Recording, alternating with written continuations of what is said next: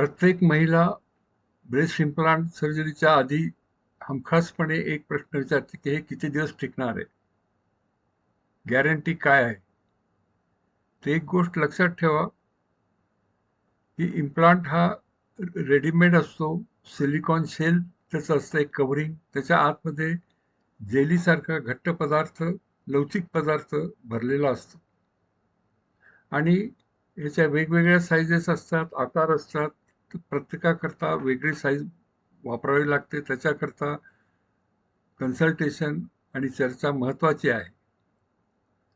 हे निश्चित की इम्प्लांट आयुष्यभर टिकत नाही, कधी कधी राहतो पण सर्वसाधारणपणे 10 ते 20 वर्ष टिकतो.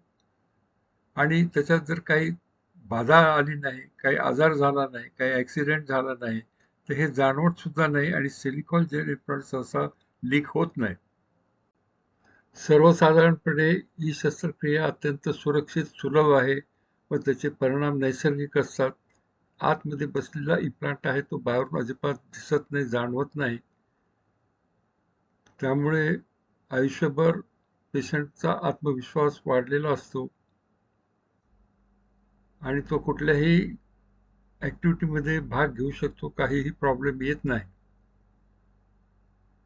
याचबरोबर वेळोवेळी तपास घेणे, ॲटलिस्ट वर्षातून एकदा डॉक्टरकडून चेकअप करणे, अल्ट्रासोनोग्राफी किंवा मॅमोग्राफी करून घेणे आणि थोडे जरी काही अनयुज्युअल वाटले तर ताबडतोब तज्ज्ञ सर्जनना संपर्क करावे. रप्चर होणे, कॅप्स्युलर कॉन्ट्रॅक्चर होणे किंवा ॲक्सिडेंट होणे अशा काही केसेसमध्ये इम्प्लांट लीक होऊ शकतो.